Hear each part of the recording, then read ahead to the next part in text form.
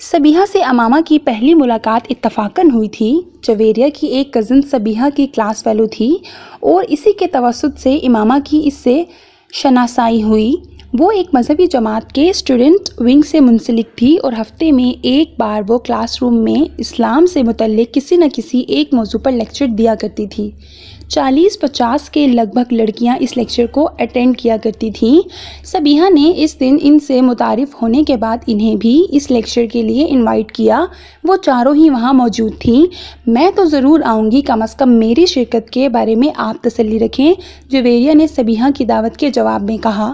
میں کوشش کروں گی، وعدہ نہیں کر سکتی، رابعہ نے کچھ جھیمپی ہوئی مسکراہٹ کے ساتھ کہا۔ میرا آنا ذرا مشکل ہے کیونکہ میں اس دن کچھ مصروف رہوں گی، زینب نے معذرت کرتے ہوئے کہا۔ سبیحہ مسکراتے ہوئے امامہ کو دیکھنے لگی جو اب تک خاموش تھی۔ امامہ کا رنگ کچھ فک ہو گیا۔ اور آپ آئیں گی؟ امامہ کی نظر جویریہ سے ملی جو اسے ہی دیکھ رہی تھی۔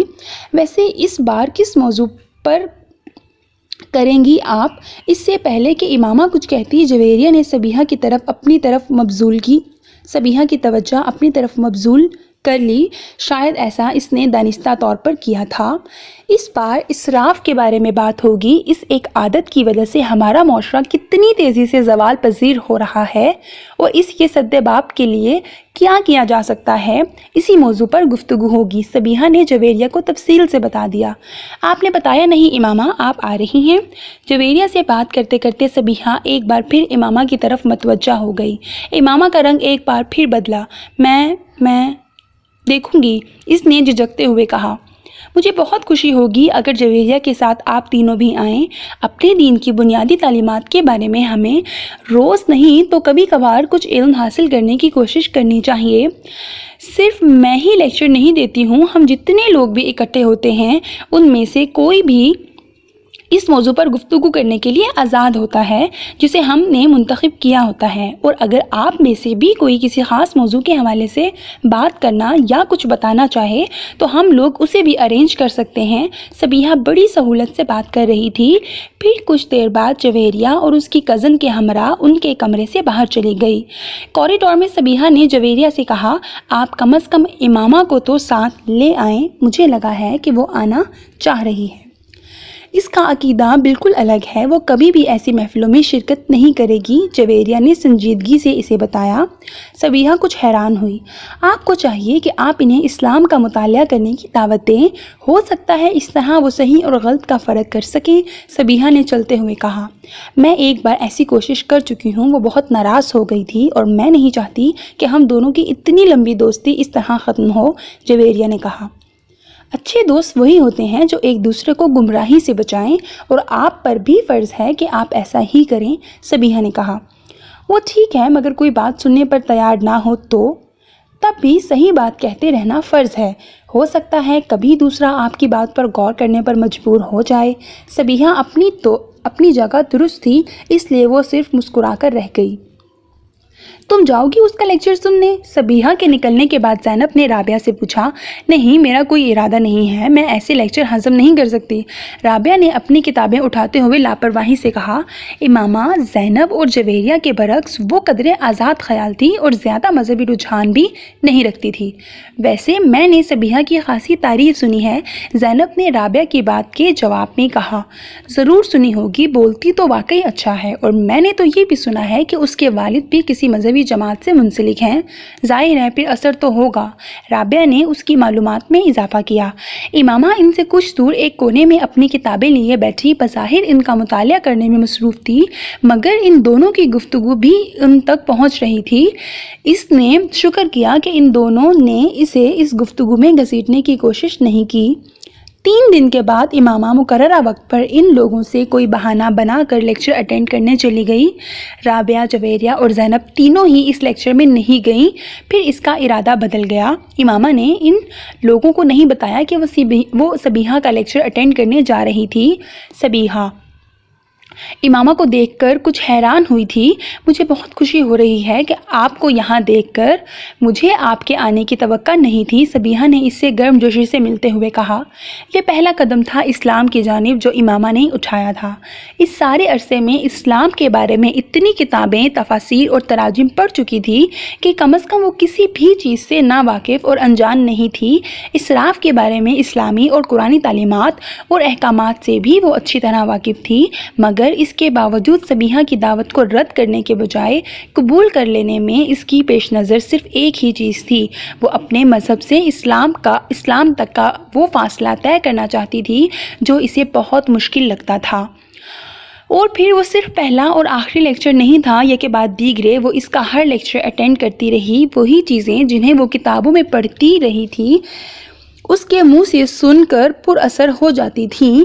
اس کی سبیحہ سے عقیدت میں اضافہ ہوتا جا رہا تھا۔ سبیحہ نے اسے یہ نہیں بتایا تھا کہ وہ اس کے عقیدے کے بارے میں جانتی تھی، مگر امامہ کو اس کے پاس آتے ہوئے 2 ماہ ہوئے تھے جب سبیحہ نے ختم نبوت پر ایک لیکچر دیا۔ قرآن پاک وہ کتاب ہے جو حضرت محمد صلی اللہ علیہ وآلہ وسلم پر نازل ہوئی۔ سبیحہ نے اپنے لیکچر کا آغاز کیا اور قرآن پاک میں ہی اللہ نبوت کا سلسلہ حضرت محمد صلی اللہ علیہ وآلہ وسلم پر ختم کر دیتے ہیں۔ وہ کسی دوسرے نبی کی کوئی گنجائش باقی نہیں رکھتے۔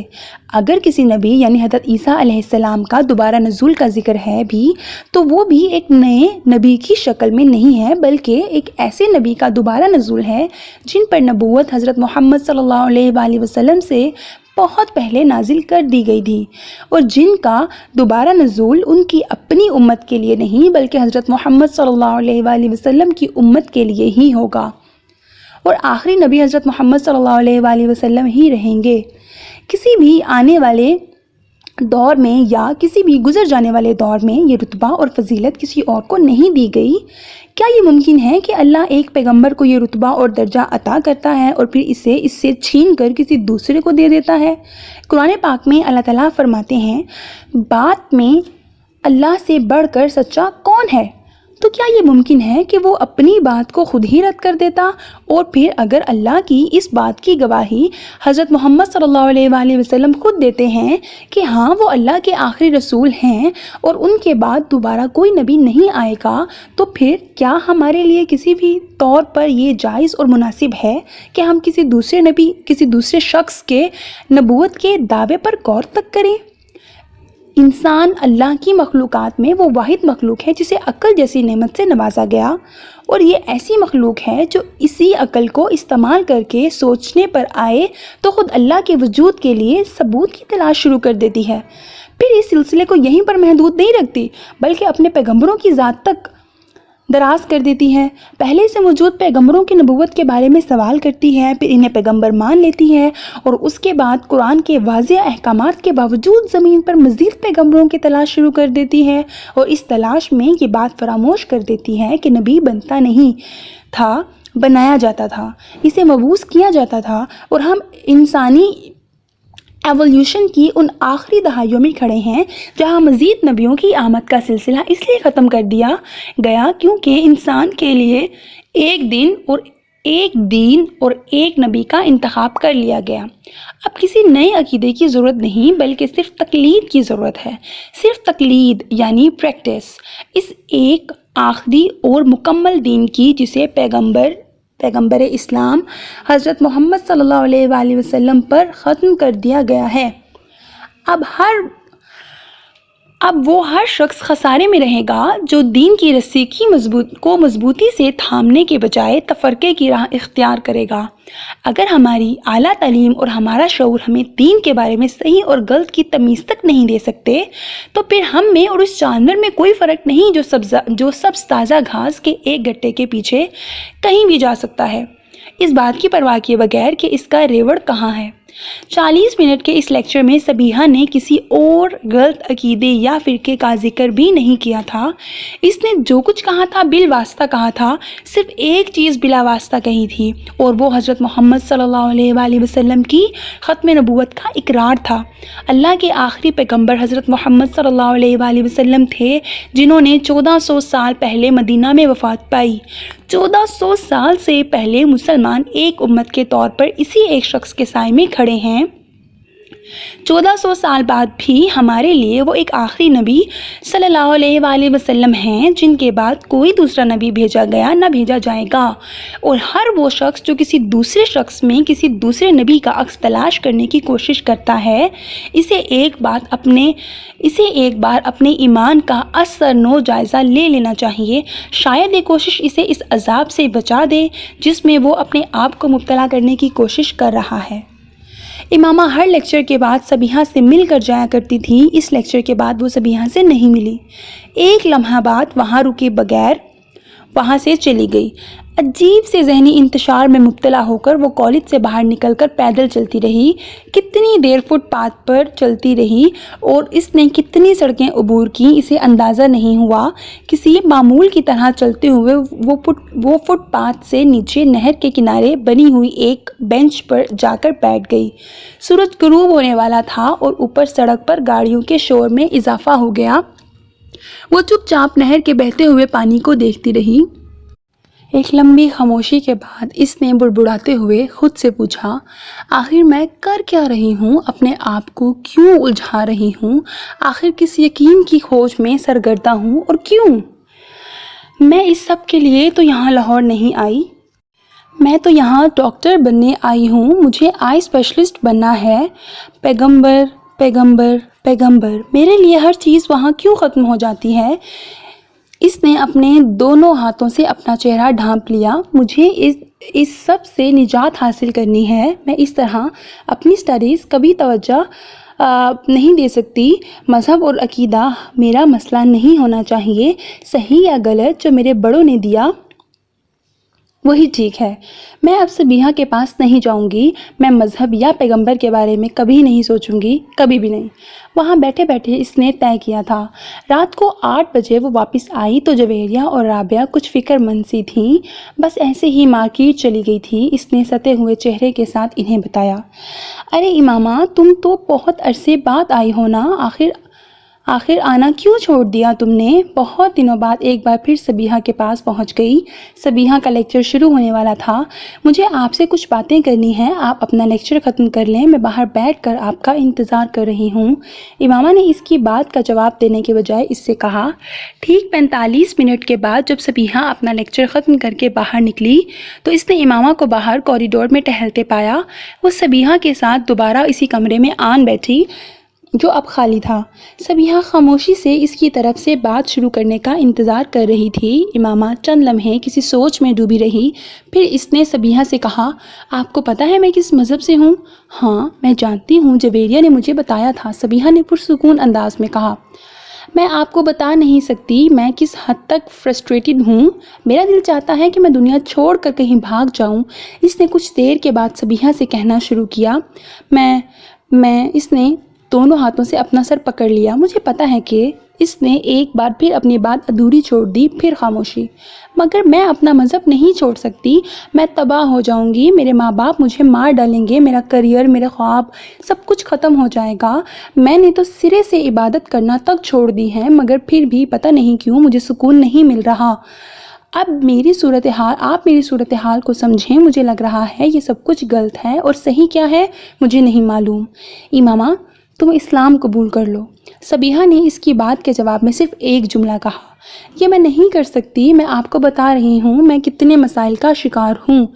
تو پھر میرے پاس کس لیے آئی ہو؟ سبیحہ اسی پرسکون انداز میں پوچھ رہی تھی۔ وہ اس کا منہ دیکھنے لگی، پھر اس نے بے بسی سے کہا، پتہ نہیں میں آپ کے پاس کس لیے آئی ہوں، تم صرف یہی ایک جملہ سننے آئی ہو جو میں نے تم سے کہا ہے، میں تمہیں کوئی دلیل نہیں دوں گی، کوئی تمہیں کسی سوال کے جواب کی تلاش نہیں ہے، ہر سوال کا جواب تمہارے اندر موجود ہے، تم جانتی ہو، بس تمہیں اقرار کرنا ہے، ایسا ہی ہے نا؟ امامہ کی آنکھوں میں آنسو تیرنے لگے۔ مجھے لگ رہا ہے میرے پاؤں زمین سے اکھڑ چکے ہیں، میں جیسے خلا میں سفر کر رہی ہوں، اس نے بھرائی ہوئی آواز میں کہا۔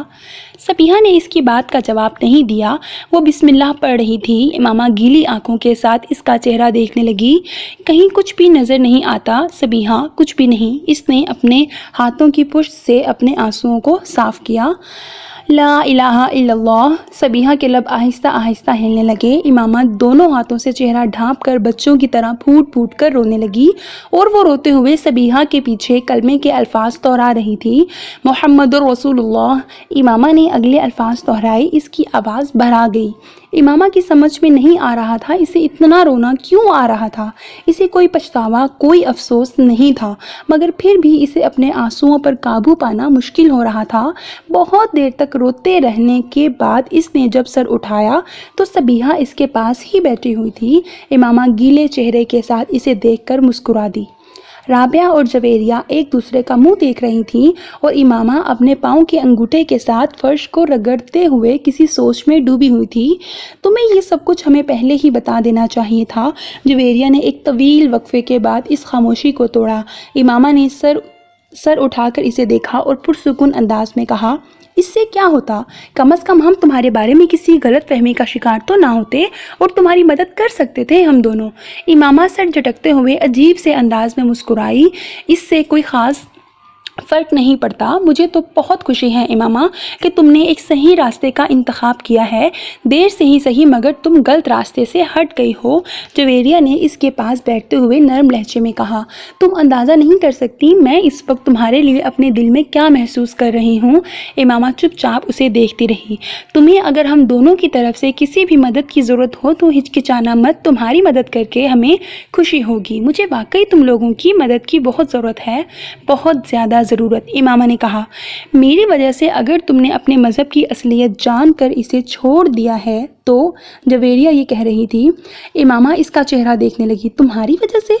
اس نے جویریہ کا چہرہ دیکھتے ہوئے سوچا، اس کا ذہن اسے کہیں اور لے جا رہا تھا۔ دھند میں اب ایک اور چہرہ ابھر رہا تھا، وہ اسے دیکھتی رہی۔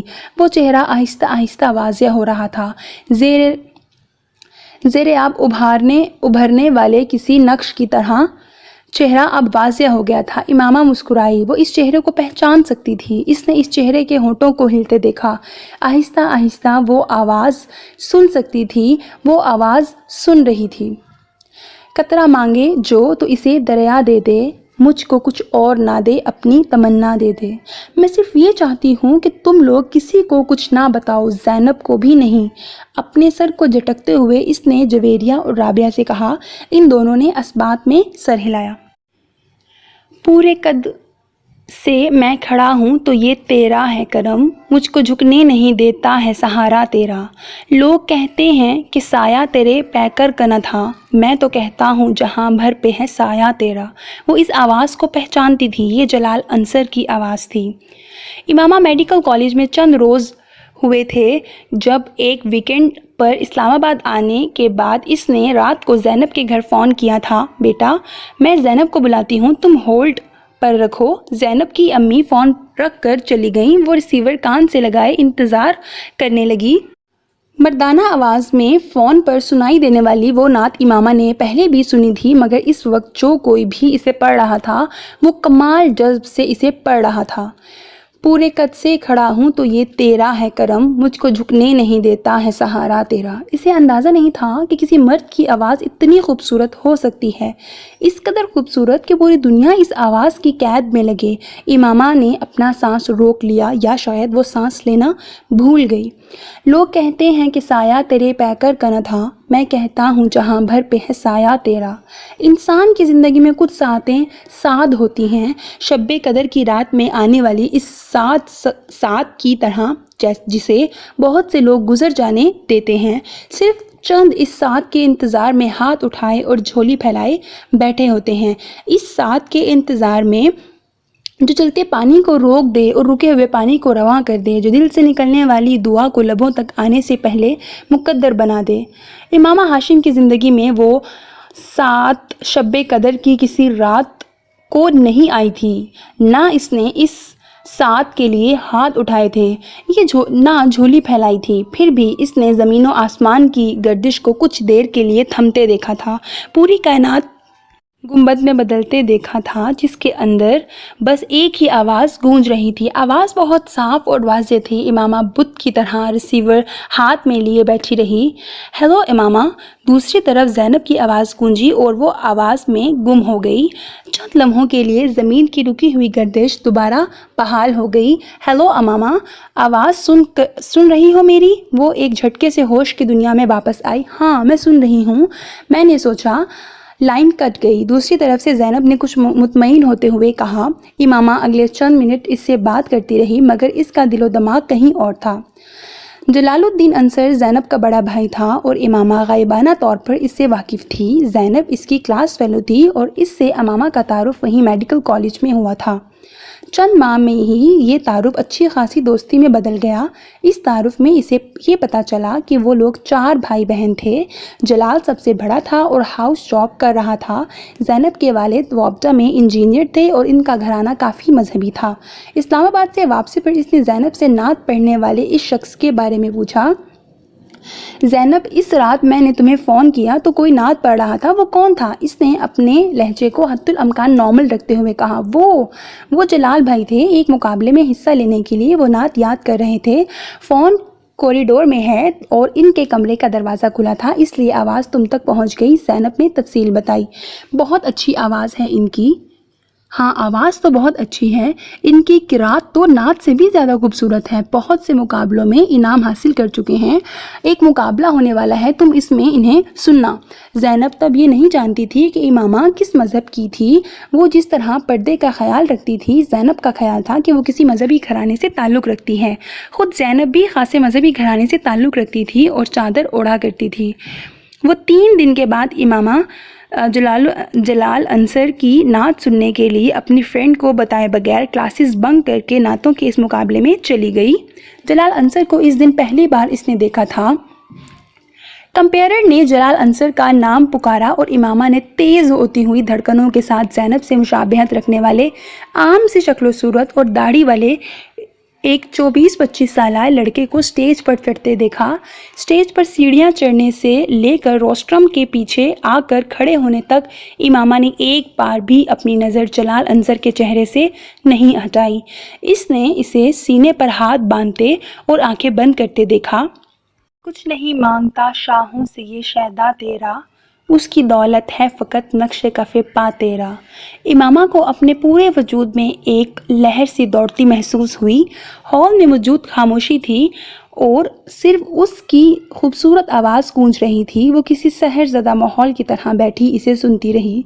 इसने कब नात ख़त्म की, कब वो स्टेज से उतरकर वापस हुआ और मुकाबले का नतीजा क्या निकला, इसके बाद किस किस ने नात पढ़ी, किस वक्त सारे स्टूडेंट्स वहाँ से चले गए और किस वक्त हॉल खाली हो गया, इमामा को कुछ पता ना चला। बहुत देर के बाद इसे एकदम होश आया। इस वक्त अपने इर्द गिर्द देखने पर इसे एहसास हुआ कि वो हॉल में अकेली बैठी थी। मैंने कल तुम्हारे भाई को नात पढ़ते सुना, इमामा ने अगले दिन ज़ैनब को बताया। अच्छा, इन्हें पहला इनाम मिला है। ज़ैनब ने इसकी बात पर मुस्कुराकर इसे देखा।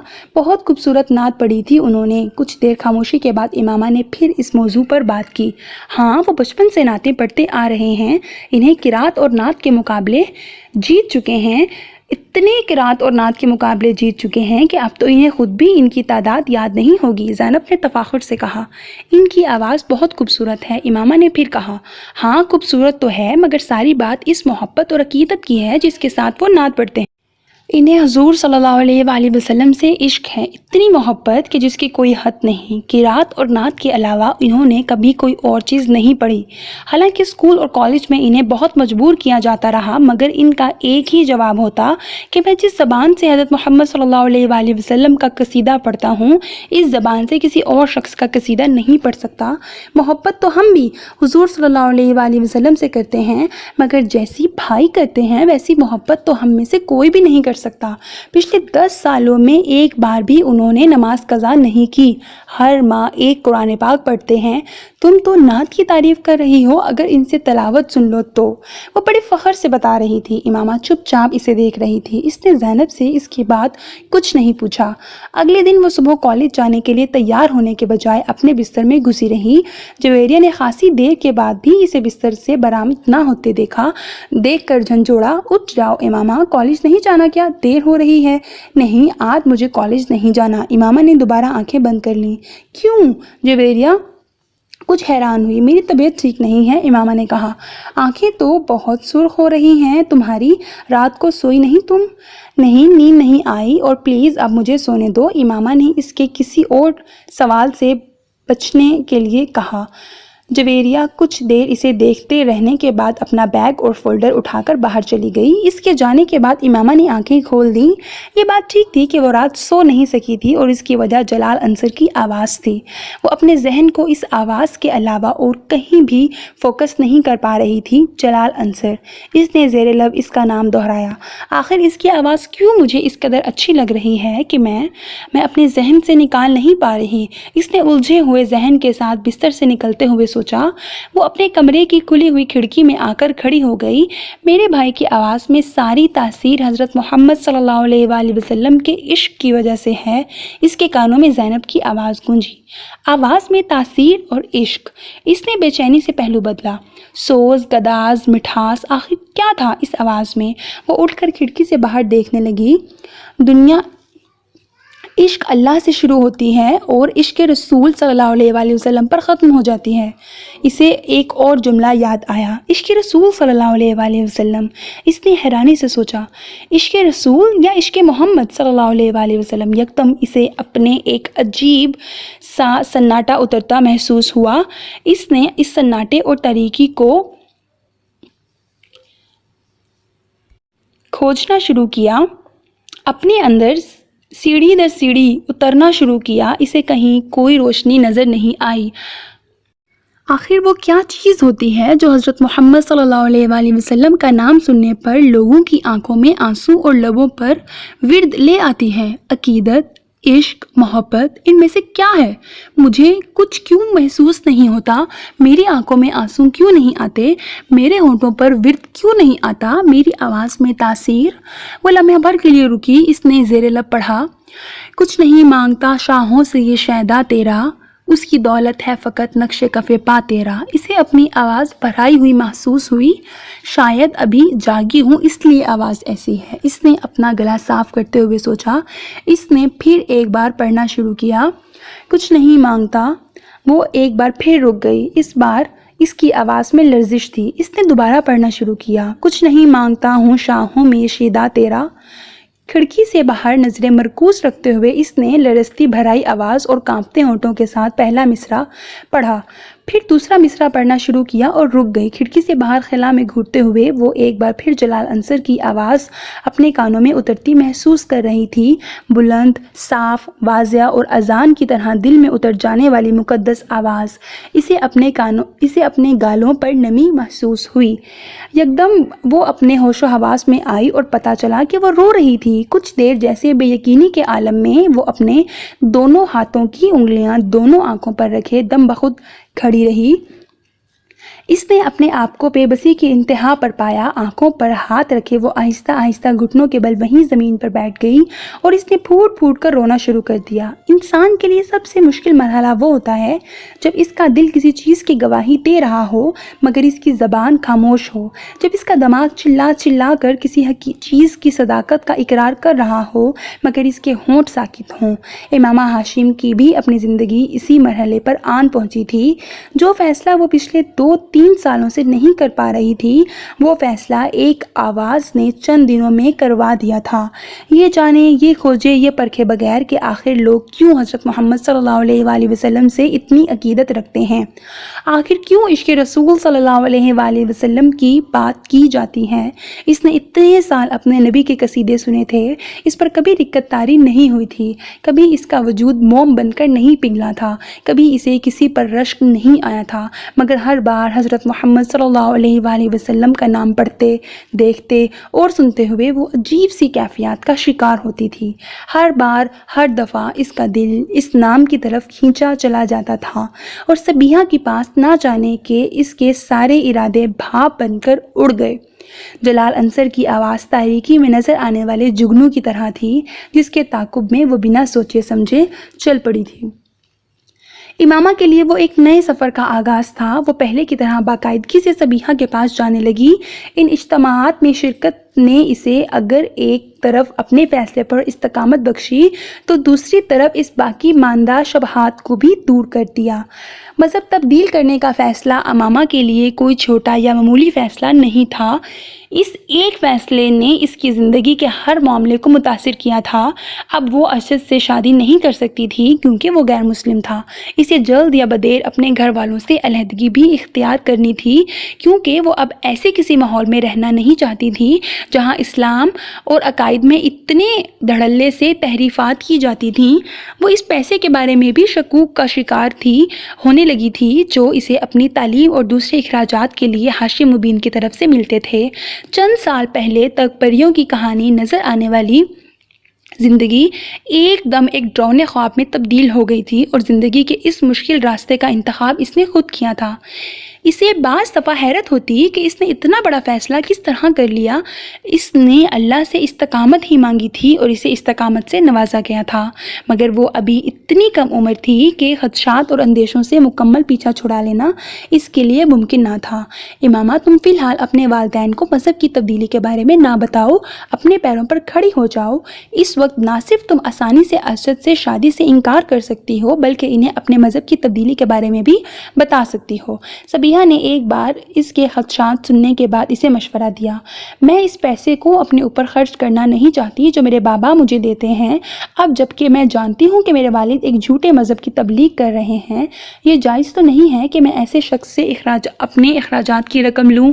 تم ٹھیک کہتی ہو، مگر تمہارے پاس فی الحال کوئی دوسرا راستہ نہیں ہے۔ بہتر ہے تم اپنی تعلیم مکمل کر لو، اس کے بعد تمہیں اپنے والد سے بھی کچھ نہیں لینا پڑے گا۔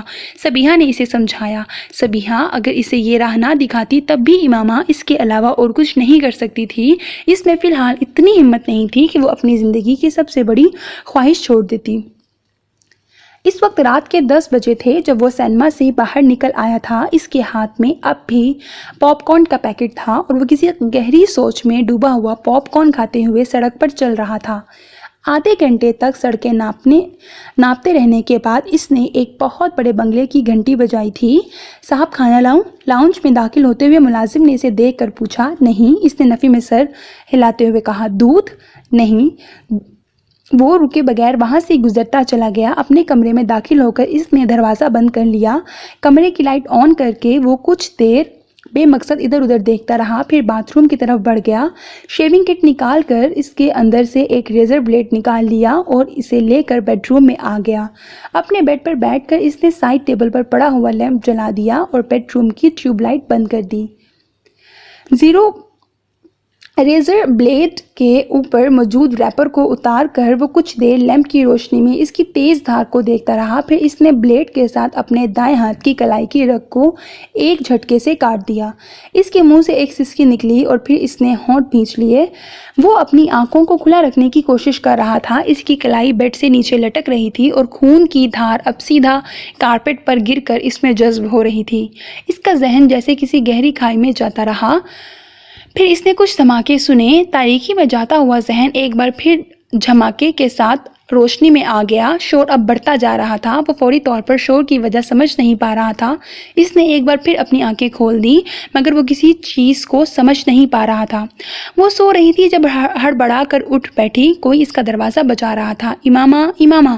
وسیم دروازہ بجاتے ہوئے بلند آواز میں اس کا نام پکار رہا تھا۔ کیا ہوا ہے؟ کیوں چلا رہے ہو؟ دروازہ کھولتے ہی اس نے کچھ حواس باختگی کے عالم میں وسیم سے پوچھا جس کا رنگ اڑا ہوا تھا۔ فرسٹ ایڈ باکس ہے تمہارے پاس؟ وسیم نے اسے دیکھتے ہی فوراً پوچھا۔ ہاں، کیوں؟ وہ مزید پریشان ہوئی۔ بس اسے لے کر میرے ساتھ آ جاؤ، وسیم نے کمرے کے اندر داخل ہوتے ہوئے اسے کہا۔ کیا ہوا؟ اس کے پیروں کے نیچے سے جیسے زمین کھسکنے لگی۔ چوچو نے پھر خودکشی کی کوشش کی ہے، اپنی کلائی کاٹ لی ہے اس نے، ملازم آیا ہوا ہے نیچے اس کا، تم میرے ساتھ چلو۔ امامہ نے بھی اختیار اطمینان بھرا سانس لیا۔ تمہارے اس دوست کو مینٹل ہاسپٹل میں ہونا چاہیے، جس طرح کی یہ حرکتیں کرتا پھرتا ہے، امامہ نے ناگواری سے اپنے بیڈ پر پڑا ہوا دوپٹہ اوڑھتے ہوئے کہا۔ میں تو اسے دیکھتے ہی بھاگ آیا ہوں، ابھی وہ ہوش میں تھا۔ اس نے مڑ کر امامہ کو بتایا۔ وہ دونوں اب آگے پیچھے سیڑھیاں اتر رہے تھے۔ تم اسے ہاسپٹل لے جاتے؟ امامہ نے آخری سیڑھی پر پہنچ کر کہا۔ وہ بھی لے جاؤں گا، پہلے تم اس کی کلائی وغیرہ تو باندھو، خون تو بند کرو۔ وسیم، میں اسے کوئی بہت اچھی قسم کی فرسٹ ایڈ نہیں دے سکتی، پتہ نہیں اس نے کس چیز سے کلائی کاٹی ہے اور زخم کتنا گہرا ہے، اس کے اپنے گھر والے کہاں ہیں؟ بات کرتے کرتے امامہ کو خیال آیا اس کے گھر میں کوئی بھی نہیں ہے، صرف ملازم ہے۔ وہ تو کوئی فون کال آئی تھی جس پر ملازم اسے بلانے کے لیے گیا، اور جب اندر سے کوئی جواب نہیں آیا تو پریشان ہو کر دوسرے ملازموں کے ساتھ مل کر اس نے دروازہ توڑا۔ وہ دونوں ساتھ چلتے ہوئے اب اپنے گھر سے باہر نکل آئے۔ تمہارا یہ دوست جو ہے نا، امامہ نے کچھ ناراضی کے عالم میں وسیم کے ساتھ چلتے ہوئے سالار کے بارے میں کچھ کہنا چاہا، مگر وسیم نے غصے میں پلٹ کر اس کو جھڑک دیا۔ فار گاڈ سیک، اپنی لعنت ملامت بند نہیں کر سکتی تم؟ اس کی حالت سیریس ہے اور تم اس کی برائیوں میں مصروف ہو۔ ایسی حرکتیں کرنے والوں کے لیے میرے پاس کوئی ہمدردی نہیں ہے۔ وہ دونوں اب سالار کے لاؤنج میں پہنچ گئے۔ چند قدم چلنے کے بعد وسیم ایک موڑ مڑا اور کمرے کے اندر داخل ہو گیا۔ امامہ اس کے پیچھے ہی تھی، مگر پھر جیسے کرنٹ کھا کر رک گئی۔ کمرے کے دروازے سے اندر داخل ہوتے ہی سامنے قد آدم کھڑکیوں پر کچھ ماڈلز اور ایکٹریسز کی بڑی بڑی عریاں تصویریں اس طرح لگائی گئی تھیں کہ ایک لمحے کے لیے امامہ کو یوں لگا جیسے وہ تمام لڑکیاں حقیقی طور پر اس کمرے میں موجود ہیں۔ اس کا چہرہ سرخ ہو گیا۔ ایک طرف بیڈ پر پڑے ہوئے زخمی کے بارے میں اس کی رائے کچھ اور خراب ہو گئی۔ وہ تصویریں اس کے کردار کی پستی کا ایک اور ثبوت تھیں، اور کمرے میں 3-4 لوگوں کی موجودگی میں اس کے لیے وہ تصویریں خاصی خفت اور شرمندگی کا باعث بن رہی تھیں۔ ان تصویروں سے نظریں چراتے ہوئے وہ تیز رفتاری سے ڈبل بیڈ کی طرف آ گئی جہاں سالار سکندر لیٹا ہوا تھا۔ وسیم اس کے پاس بیڈ پر بیٹھا فرسٹ ایڈ باکس کھول رہا تھا، جبکہ امامہ کا بڑا بھائی سالار کی اس کلائی کو بیڈ شیٹ کے ایک لٹکے ہوئے کونے کے ساتھ دبا کر خون روکنے کی کوشش کر رہا تھا، جبکہ خود سالار نشے میں ڈوبے ہوئے کسی انسان کی طرح اپنا ہاتھ چھڑوانے کی کوشش کر رہا تھا۔ وہ وسیم اور وہاں ملازموں سے کچھ کہہ بھی رہا تھا۔ امامہ کی آگے بڑھتے ہی اس کے بڑے بھائی نے اس کرسی کو چھوڑ دیا جس پر وہ بیٹھے ہوئے تھے۔ اس کے زخم کو دیکھو، میں نے چادر سے خون روکنے کی کوشش کی ہے مگر میں کامیاب نہیں ہوا۔ انہوں نے اس کی کلائی امامہ کو تھماتے ہوئے کہا۔ امامہ نے کرسی پر بیٹھتے ہی اس کی کلائی کے گرد لپٹا ہوا کونا ہٹایا۔ زخم بہت گہرا اور لمبا تھا، ایک نظر ڈالتے ہی اسے اندازہ ہو گیا تھا۔ سالار نے پھر ایک جھٹکے کے ساتھ اپنا ہاتھ کھینچنے کی کوشش کی، مگر امامہ مضبوطی سے کلائی کے کچھ نیچے سے اس کا بازو پکڑے رہی۔ وسیم، بس بینڈیج نکال دو، یہ زخم بہت گہرا ہے، یہاں کچھ نہیں ہو سکتا، بینڈیج کرنے سے خون رک جائے گا، پھر تم لوگ اسے ہاسپٹل لے جاؤ۔ اس نے ایک نظر نیچے کارپٹ پر جذب ہوتے خون پر ڈالی۔ وسیم تیزی سے فرسٹ ایڈ باکس میں سے بینڈیج نکالنے لگا۔ سالار نے بیڈ پر لیٹے لیٹے اپنے سر کو جھٹکا دیا اور آنکھیں کھولنے کی کوشش کی۔ اس کی آنکھوں کے سامنے اب دھندلاہٹ سی تھی، مگر اس کے باوجود اس نے اپنے بیڈ سے کچھ فاصلے پر بیٹھی ہوئی اس لڑکی اور اس کے ہاتھ میں موجود اپنے بازو کو دیکھا۔ کچھ مشتعل ہو کر اس نے ایک اور جھٹکے کے ساتھ اپنا ہاتھ اس لڑکی کے ہاتھ سے آزاد کرانے کی کوشش کی۔ ہاتھ آزاد نہیں ہوا، مگر درد کی ایک تیز لہر نے بے اختیار اسے کرانے پر مجبور کر دیا تھا۔ اسے چند لمحوں کے لیے یہی محسوس ہوا جیسے اس کی جان نکل گئی، مگر اگلے ہی لمحے وہ ایک بار پھر ہاتھ چھڑانے کی کوشش کر رہا تھا۔ تم لوگ دفع ہو جاؤ، کہاں سے آئے ہو؟ اس نے کچھ مشتعل ہو کر لڑکھڑاتے ہوئے لہجے میں کہا۔ یہ میرا کمرہ ہے، تم لوگوں کو اندر آنے کی اجازت کیسے ہوئی؟ وسیم، تم دفع ہو جاؤ۔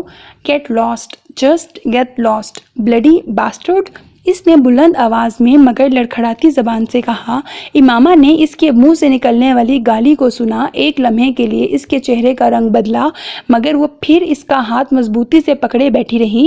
اس نے وسیم سے کاٹن لے کر کراہتے ہوئے سالار کی کلائی کے زخم پر رکھ دی، جو ہاتھ کو کھینچنے اور ہلانے سے باز نہیں آ رہا تھا، اور وسیم کے ہاتھ سے لے کر لپیٹنا شروع کر دیا۔ سالار نے دھندلائی ہوئی آنکھوں کے ساتھ اپنی کلائی کے گرد کسی چیز کی نرمی کو محسوس کیا۔ کچھ بے بسی اور جھنجھلاہٹ کے عالم میں سالار نے اپنے بائیں ہاتھ کے زور سے اپنے دائیں ہاتھ کو چھڑانے کی کوشش کی تھی۔ دھندلائی ہوئی آنکھوں کے ساتھ اس کا آگے بڑھنے والا ہاتھ، بایاں ہاتھ، لڑکی کے سر سے ٹکرایا۔ اس کے سر سے نہ صرف دوپٹہ اترا تھا بلکہ اس کے بال بھی کھل گئے تھے۔ امامہ نے بڑھا کر اسے دیکھا، جو ایک بار پھر اپنا بایاں ہاتھ آگے لا رہا تھا۔ امامہ نے اپنے بائیں ہاتھ سے اس کی کلائی کو پکڑے رکھا، جبکہ دائیں ہاتھ میں پکڑی ہوئی بینڈیج چھوڑ کر اپنی پوری قوت سے اپنا دایاں ہاتھ اس کے دائیں گال پر دے مارا۔ تھپڑ اتنا زناٹے دار تھا کہ ایک لمحے کے لیے سالار کی آنکھوں کے سامنے چھائی ہوئی دھند جھٹ گئی۔ کھلے منہ اور آنکھوں کے ساتھ دم بخود اس نے اس لڑکی کو دیکھا جو سرخ چہرے کے ساتھ بلند آواز میں اس سے کہہ رہی تھی، اب اگر تم ہلے تو میں تمہارا دوسرا ہاتھ بھی کاٹ دوں گی، سنا تم نے؟ سالار نے اس لڑکی کے عقب میں وسیم کو کچھ کہتے سنا، مگر وہ کچھ سمجھ نہیں پایا۔ اس کا ذہن مکمل طور پر تاریکی میں ڈوب رہا تھا، مگر اس نے پھر ایک آواز سنی، نسوانی آواز، اس کا بلڈ پریشر چیک کرو۔ سالار کو بے اختیار چند لمحے پہلے اپنے گال پر پڑنے والا تھپڑ یاد آیا۔ وہ چاہنے کے باوجود آنکھیں نہیں کھول سکا۔ وہی نسوانی آواز ایک بار پھر گونجی تھی، مگر اس بار وہ اس آواز کو کوئی مفہوم نہیں پہنا سکا۔ اس کا ذہن مکمل طور پر تاریکی میں ڈوب گیا تھا۔ اگلی بار جب اسے ہوش آیا تو وہ ایک پرائیویٹ کلینک میں موجود تھا۔ آنکھیں کھول کر اس نے ایک بار پھر اپنے ارد گرد دیکھنے کی کوشش کی۔ کمرے میں اس وقت ایک نرس موجود تھی جو اس کے پاس کھڑی ڈرپ کو صحیح کرنے میں مصروف تھی۔ سالار نے اسے مسکراتے ہوئے دیکھا۔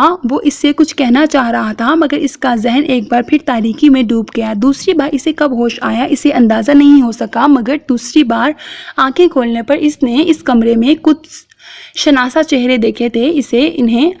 اسے آنکھیں کھولتے دیکھ کر ممی اس کی طرف بڑھ کر آئی تھیں۔ کیسا محسوس کر رہے ہو تم؟ انہوں نے اس پر جھکتے ہوئے بےتابی سے کہا۔ جسٹ فائن، سالار نے دور کھڑے سکندر عثمان کو دیکھتے ہوئے دھیمے لہجے میں کہا۔ اس سے پہلے کہ اس کی ممی کچھ اور کہتی، کمرے میں موجود ایک ڈاکٹر آگے آ گیا تھا۔ وہ اس کی نبض چیک کرنے لگا۔ ڈاکٹر نے انجیکشن لگانے کے بعد ایک بار پھر اسے ڈرپ لگائی۔ سالار نے کچھ بیزاری کے ساتھ یہ کارروائیاں دیکھیں۔ ڈرپ لگانے کے بعد وہ سکندر عثمان اور اس کی بیوی سے باتیں کرنے لگا۔ سالار اس گفتگو کے دوران چھت کو گھور رہا تھا۔ پھر کچھ دیر بعد ڈاکٹر کمرے سے نکل گیا۔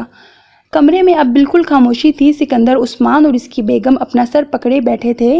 ان کی تمام کوششوں اور احتیاط کے باوجود یہ سالار سکندر کی خودکشی کی چوتھی کوشش تھی، اور اس بار وہ واقعی مرتے مرتے بچا تھا۔ ڈاکٹرز کے مطابق اگر چند منٹوں کی تاخیر ہو جاتی تو وہ اسے نہیں بچا سکتے تھے۔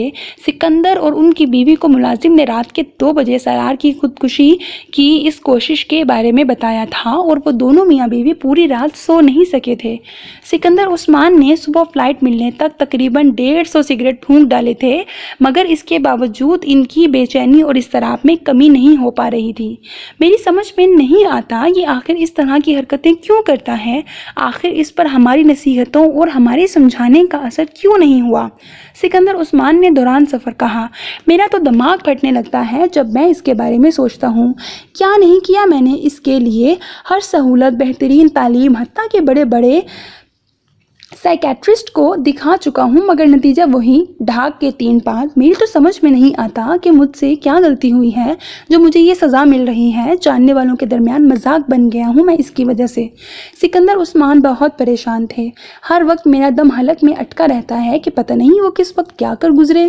اتنی احتیاط برتنے کا نتیجہ یہ نکلا کہ ایک بار ہم غافل ہوئے اور وہ پھر وہی حرکت کر گزرا ہے۔ طیبہ نے اپنی آنکھوں میں امٹتے ہوئے آنسوؤں کو ٹشو کے ساتھ صاف کیا۔ وہ دونوں اسی طرح کی باتیں کرتے ہوئے کراچی سے اسلام آباد آئے تھے، مگر سالار کے سامنے آ کر دونوں کو چپ لگ گئی تھی۔ ان دونوں ہی کی سمجھ میں نہیں آ رہا تھا کہ وہ اس حالت میں اس سے کیا کہیں۔ سالار کو ان کی دلی اور ذہنی کیفیات کا اچھی طرح اندازہ تھا، اور ان کی خاموشی کو وہ غنیمت جان رہا تھا۔ انہوں نے اس دن اس سے کچھ نہیں کہا تھا۔ اگلے دن بھی وہ دونوں خاموش ہی رہے تھے، مگر تیسرے دن ان دونوں نے اپنی خاموشی توڑ دی۔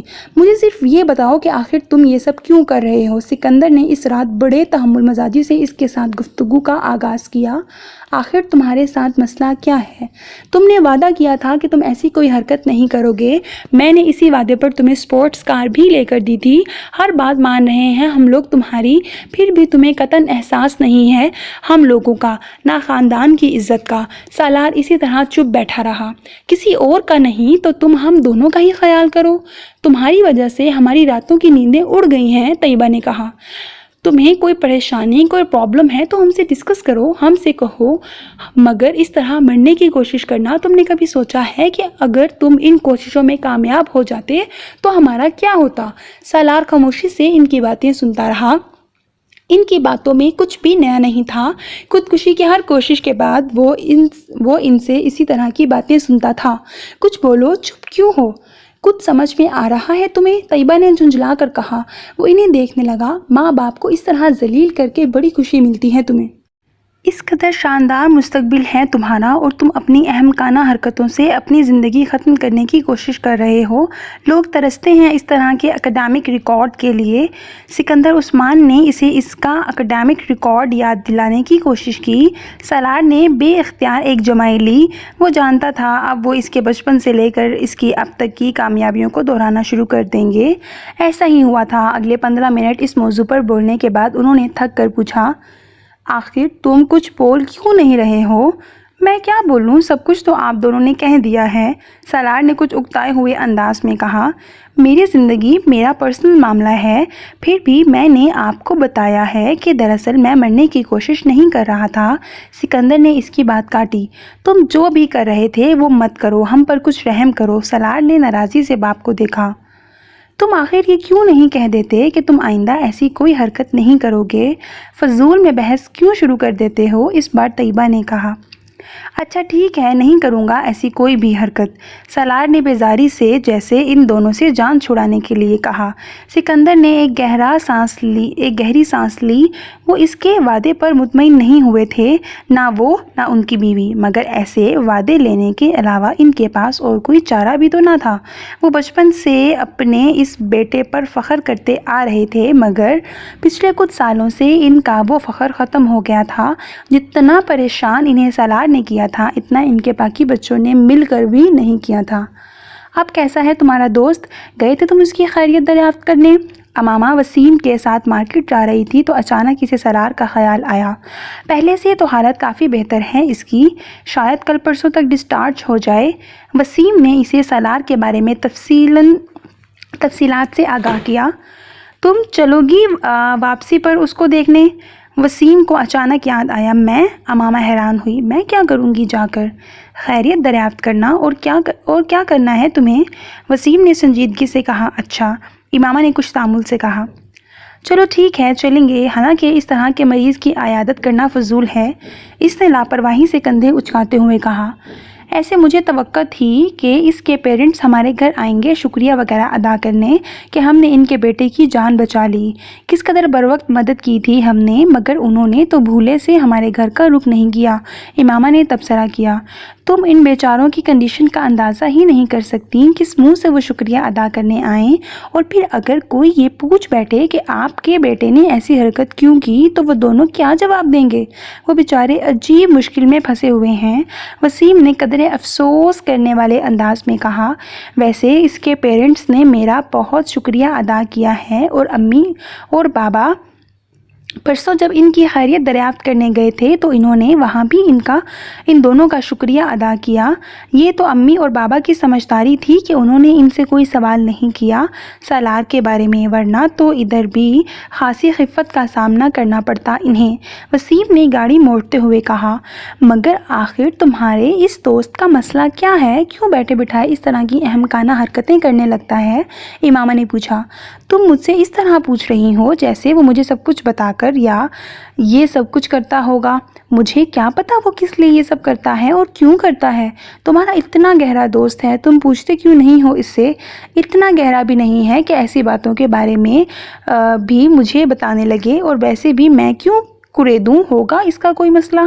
تو پھر بہتر نہیں ہے کہ تم ایسے دوستوں سے کچھ فاصلے پر رہو؟ ایسے لوگوں سے دوستی اچھی نہیں ہوتی۔ اگر کل کو تم نے بھی اس طرح کی حرکتیں شروع کر دی تو؟ ویسے تم نے اس دن جو حرکت کی تھی وہ اگر اسے یاد رہی تو ہماری دوستی میں خود ہی خاصا فرق آ جائے گا، وسیم نے کچھ جتانے والے انداز میں کہا۔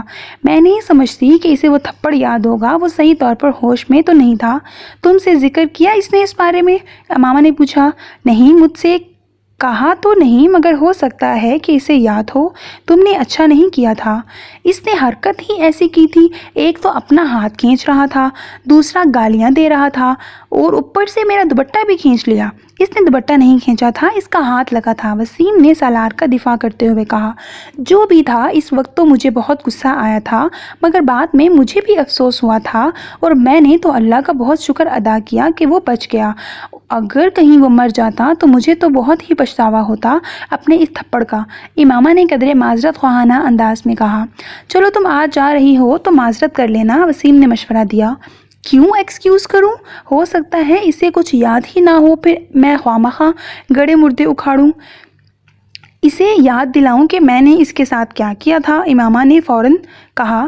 اور فرض کرو اسے سب کچھ یاد ہوا تو کیا ہوگا؟ وہ کون سا ہمارا رشتہ دار ہے کہ اس سے تعلقات خراب ہو جائیں گے یا میل جول میں فرق پڑے گا؟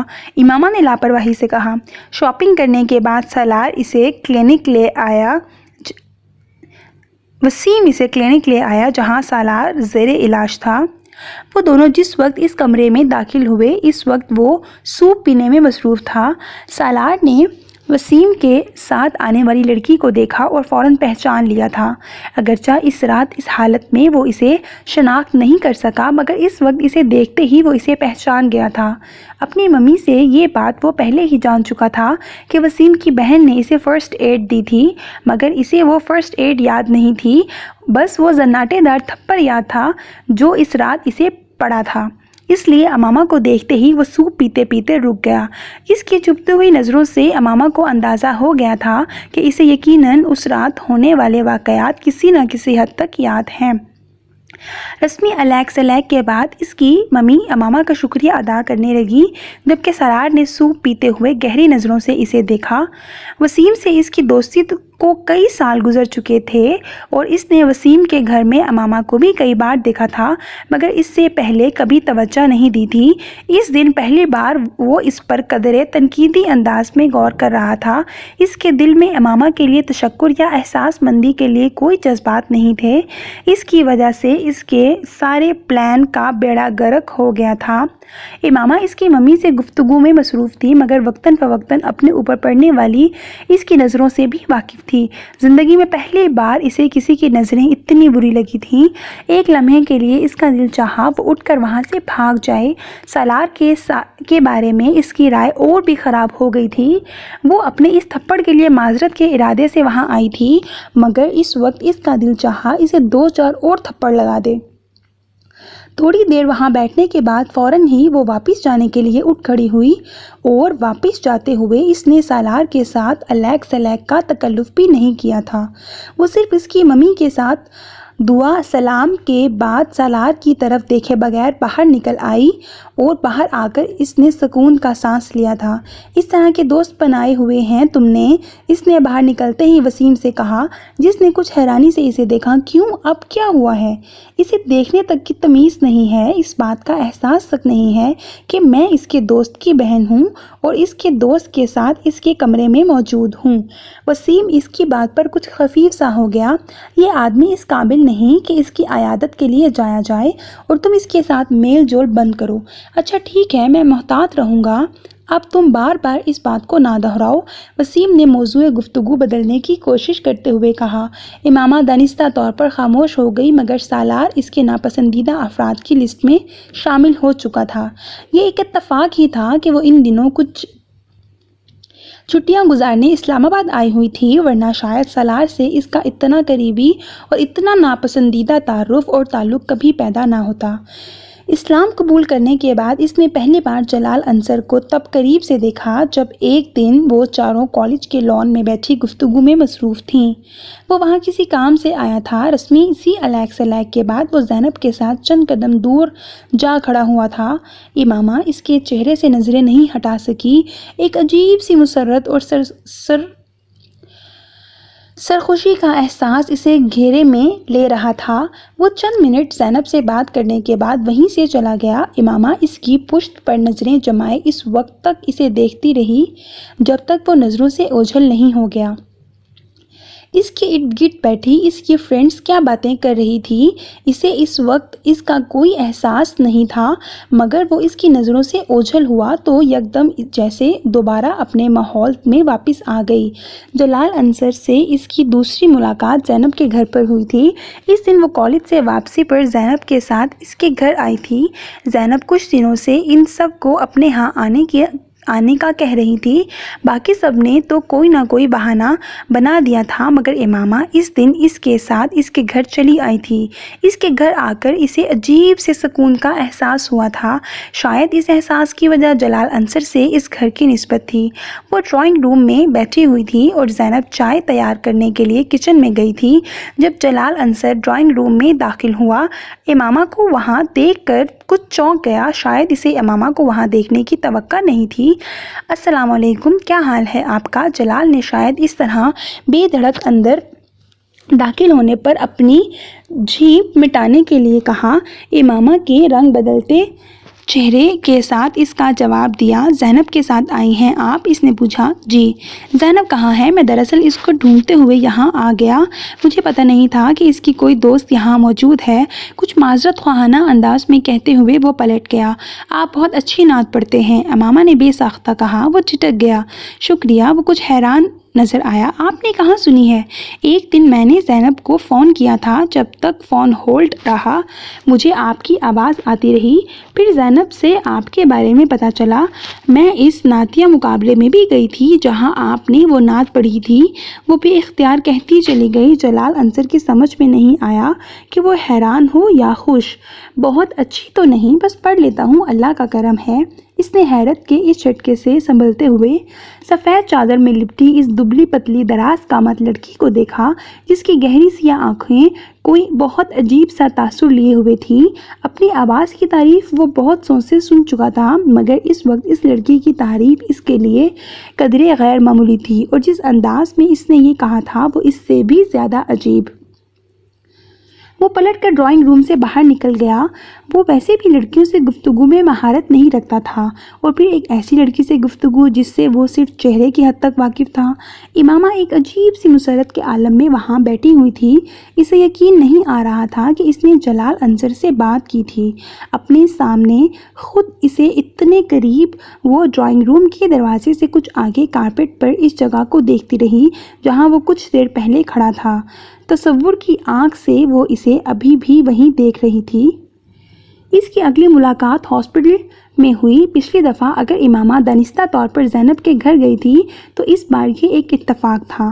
امامہ رابعہ کے ساتھ وہاں آئی تھی، جسے وہاں اپنی کسی دوست سے ملنا تھا۔ ہاسپٹل کے ایک کوریڈور میں فائنل اسٹوڈنٹس کے ایک گروپ میں اس نے جلال انصر کو دیکھا۔ اس کی ایک ہارٹ بیٹ مس ہوئی۔ کوریڈور میں اتنا رش تھا کہ وہ اس کے پاس نہیں جا سکتی تھی۔ وہ اس وقت پہلی بار امامہ کو احساس ہوا کہ اسے اپنے سامنے دیکھ کر اس کے لیے رک جانا کتنا مشکل کام تھا۔ رابعہ کی دوست کے ساتھ بیٹھے ہوئے بھی اس کا دھیان مکمل طور پر باہر ہی تھا۔ 1-1.5 گھنٹے کے بعد وہ رابعہ کے ساتھ اس کی دوست کے کمرے سے باہر آئی تھی۔ اب وہاں فائنل ایئر کے اسٹوڈنٹس کا وہ گروپ نہیں تھا۔ امامہ کو بے اختیار مایوسی ہوئی۔ رابعہ اس کے ساتھ باتیں کرتے ہوئے باہر نکل رہی تھی جب سیڑھیوں پر ان دونوں کا آمنا سامنا جلال سے ہو گیا۔ امامہ کے جسم سے جیسے ایک کرنٹ سا گزر گیا تھا۔ السلام علیکم جلال بھائی، کیسے ہیں آپ؟ رابعہ نے پہل کی۔ اللہ کا شکر ہے، اس نے سلام کا جواب دیا۔ آپ لوگ یہاں کیسے آ گئے؟ اس بار جلال نے امامہ کو دیکھتے ہوئے پوچھا۔ میں اپنی ایک فرینڈ سے ملنے آئی تھی اور امامہ میرے ساتھ آئی ہیں، رابعہ مسکراتے ہوئے بتا رہی تھی، جبکہ امامہ خاموشی سے اس کے چہرے پر نظریں جمائے ہوئے تھی۔ اس کی آواز سنتے ہوئے وہ ایک بار پھر ٹرانس میں آ رہی تھی۔ اس نے بہت کم لوگوں کو اتنے شائستہ لہجے میں اردو بولتے ہوئے سنا تھا جس لہجے میں وہ بات کر رہا تھا۔ پتہ نہیں کیوں ہر بار اس کی آواز سنتے ہی اس کے کانوں میں اس کی پڑھی ہوئی وہ نعت گونجنے لگتی تھی۔ اسے عجیب سا رشک آ رہا تھا اسے دیکھتے ہوئے۔ جلال نے رابعہ سے بات کرتے ہوئے شاید اس کی محویت کو محسوس کیا تھا، اسی لیے بات کرتے کرتے اس نے امامہ کی طرف دیکھا اور مسکرایا۔ امامہ نے اس کے چہرے سے نظریں ہٹا لیں۔ بے اختیار اس کا دل چاہا تھا کہ وہ اس شخص کے اور قریب چلی جائے۔ جلال سے نظریں ہٹا کر ارد گرد گزرتے لوگوں کو دیکھتے ہوئے اس نے تین بار لاہور پڑھی۔ شاید اس وقت شیطان میرے دل میں آ کر مجھے اس کی طرف راغب کر رہا ہے، اس نے سوچا، مگر لاہور پڑھنے کے بعد بھی اس کے اندر کوئی تبدیلی نہیں آئی۔ وہ اب بھی جلال کے لیے ویسی ہی کشش محسوس کر رہی تھی۔ ارشد سے اتنے سالوں کی منگنی کے بعد بھی کبھی اس نے اپنے آپ کو اس کے لیے اس طرح بے اختیار ہوتے نہیں دیکھا تھا جس طرح وہ اس وقت ہو رہی تھی۔ وہاں کھڑے اسے پہلی بار جلال سے بہت زیادہ خوف آیا۔ میں کیا کروں گی اگر میرا دل اس آدمی کو دیکھ کر اسی طرح بے اختیار ہوتا رہا؟ آخر اسے دیکھ کر مجھے، اس نے جیسے بے بسی کے عالم میں سوچا، میں اتنی کمزور تو کبھی بھی نہیں تھی کہ اس جیسے آدمی کو دیکھ کر اس طرح اس نے اپنے وجود کو موم کا پایا۔ بھائی آپ فارغ ہیں؟ اس رات زینب دروازے پر دستک دے کر جلال کے کمرے میں داخل ہوئی۔ ہاں آ جاؤ، اس نے اسٹڈی ٹیبل پر بیٹھے بیٹھے گردن موڑ کر زینب کو دیکھا۔ آپ سے ایک کام ہے، زینب اس کے پاس آتے ہوئے بولی۔ کیا کام ہے؟ آپ ایک کیسٹ میں اپنی آواز میں کچھ نعتیں ریکارڈ کر دیں، زینب نے کہا۔ جلال نے حیرت سے اس کی فرمائش سنی۔ کس لیے؟ وہ میری دوست ہے امامہ، اس کو آپ کی آواز بہت پسند ہے، اس لیے اس نے مجھ سے فرمائش کی اور میں نے حامی بھر لی، زینب نے تفصیل بتائی۔ جلال اس فرمائش پر مسکرا دیا۔ امامہ سے کچھ دن پہلے ہونے والی ملاقات اسے یاد آ گئی۔ یہ وہی لڑکی ہے جو اس دن یہاں آئی تھی؟ جلال نے سرسری انداز میں پوچھا۔ ہاں وہی لڑکی ہے، اسلام آباد سے یہاں آئی ہے۔ اسلام آباد سے؟ ہاسٹل میں رہ رہی ہے؟ جلال نے کچھ دلچسپی لیتے ہوئے پوچھا۔ جی ہاسٹل میں رہ رہی ہے، کافی اچھا خاندان ہے اس کا، بہت بڑے انڈسٹریلسٹ ہیں اس کے فادر، مگر امامہ سے مل کر ذرا محسوس نہیں ہوتا۔ زینب نے بے اختیار اس کی تعریف کی۔ کافی مذہبی لگتی ہے، میں نے اسے ایک دو بار تمہارے ساتھ کالج میں بھی دیکھا ہے۔ کالج میں بھی چادر اوڑھی ہوئی ہوتی ہے اس نے۔ یہاں کالج کی آب و ہوا کا بھی ابھی تک اثر نہیں ہوا اس پر، جلال نے کہا۔ بھائی اس کی فیملی بھی خاصی مذہبی ہے، کیونکہ وہ جب سے یہاں آئی ہے اسی طرح ہی ہے۔ میرا خیال ہے کافی کنزرویٹو لوگ ہیں، لیکن یہ ضرور ہے کہ اس کی فیملی خاصی تعلیم یافتہ ہے، نہ صرف بھائی بلکہ بہنیں بھی۔ یہ گھر میں سب سے چھوٹی ہیں، زینب نے تفصیل بتاتے ہوئے کہا۔ تو پھر آپ کب ریکارڈ کر دیں گے؟ زینب نے پوچھا۔ تم کل لے لینا، میں ریکارڈ کر دوں گا، جلال نے کہا۔ وہ سر ہلاتے ہوئے کمرے سے نکل گئی۔ جلال کچھ دیر کسی سوچ میں ڈوبا رہا، پھر دوبارہ اس کتاب کی طرف متوجہ ہو گیا جسے وہ پڑھ رہا تھا۔ ان کی اگلی ملاقات لائبریری میں ہوئی تھی۔ اس بار امامہ اسے وہاں موجود دیکھ کر بے اختیار اس کی طرف چلی گئی تھی۔ رسمی علیگ سلیگ کے بعد امامہ نے کہا، میں آپ کا شکریہ ادا کرنا چاہتی تھی۔ جلال نے حیرانی سے اسے دیکھا۔ کس لیے؟ اس کیسٹ کے لیے جو آپ نے ریکارڈ کر کے بھجوائی تھی، جلال مسکرایا۔ نہیں، اس کی ضرورت نہیں، مجھے اندازہ نہیں تھا کہ کبھی کوئی مجھ سے ایسی فرمائش کر سکتا ہے۔ آپ بہت خوش قسمت ہیں، امامہ نے مدھم آواز میں اسے دیکھتے ہوئے کہا۔ میں؟ کس حوالے سے؟ جلال نے ایک بار پھر حیران ہوتے ہوئے پوچھا۔ ہر حوالے سے، آپ کے پاس سب کچھ ہے۔ آپ کے پاس بھی تو بہت کچھ ہے۔ وہ جلال کی بات پر عجیب سے انداز میں مسکرائی۔ جلال کو شبہ ہوا کہ اس کی آنکھوں میں کچھ نمی نمودار ہوئی تھی، مگر وہ یقین سے نہیں کہہ سکتا تھا۔ وہ اب نظریں جھکائے ہوئے بولی، پہلے کچھ بھی نہیں تھا، اب واقعی بہت کچھ ہے۔ جلال نے مدھم آواز میں اسے کہتے سنا۔ وہ نہ سمجھنے والے انداز میں اسے دیکھنے لگا۔ آپ اتنی محبت سے رسول صلی اللہ علیہ وآلہ وسلم کا نام لیتے ہیں، تو میں سوچتی ہوں کہ اس نے اپنی بات ادھوری چھوڑ دی۔ جلال خاموشی سے اس کی بات مکمل ہونے کا انتظار کرتا رہا۔ مجھے آپ پر رشک آتا ہے، چند لمحے بعد وہ آہستہ سے بولی۔ سب لوگوں کو تو اس طرح کی محبت نہیں ہوتی جیسی محبت آپ کو حضرت محمد صلی اللہ علیہ وآلہ وسلم سے ہے۔ ہو بھی جائے تو ہر کوئی اس طرح اس محبت کا اظہار نہیں کر سکتا کہ دوسرے بھی رسول صلی اللہ علیہ وآلہ وسلم کی محبت میں گرفتار ہونے لگیں۔ محمد صلی اللہ علیہ وآلہ وسلم کو بھی آپ سے بڑی محبت ہوگی۔ اس نے نظریں اٹھائیں، اس کی آنکھوں میں کوئی نمی نہیں تھی۔ شاید مجھے وہم ہوا تھا، جلال نے اسے دیکھتے ہوئے سوچا۔ یہ میں نہیں جانتا، اگر ایسا ہو تو میں واقعی بہت خوش قسمت انسان ہوں۔ میں تو صرف یہ جانتا ہوں کہ مجھے واقعی رسول صلی اللہ علیہ وآلہ وسلم سے بڑی محبت ہے۔ مجھ جیسے لوگوں کے لیے اتنا ہی کافی ہے۔ ہر ایک کو اللہ اس محبت سے نہیں نوازتا۔ وہ بڑی رسانیت سے کہہ رہا تھا۔ امامہ اس کے چہرے سے نظریں نہیں ہٹا سکی۔ اسے کبھی کسی شخص کے سامنے اس طرح کا احساس کمتری نہیں ہوا تھا جس طرح کا احساس کمتری وہ جلال انصر کے سامنے محسوس کر رہی تھی۔ شاید میں بھی نعت پڑھ لوں، شاید میں بھی بہت اچھی طرح اسے پڑھ لوں، مگر میں جلال انصر کبھی نہیں ہو سکتی، کبھی بن ہی نہیں سکتی۔ کبھی میری آواز سن کر کسی کا وہ حال نہیں ہو سکتا جو جلال انصر کی آواز سن کر ہوتا ہے۔ وہ لائبریری سے نکلتے ہوئے مسلسل مایوسیوں کے عالم میں سوچ رہی تھی۔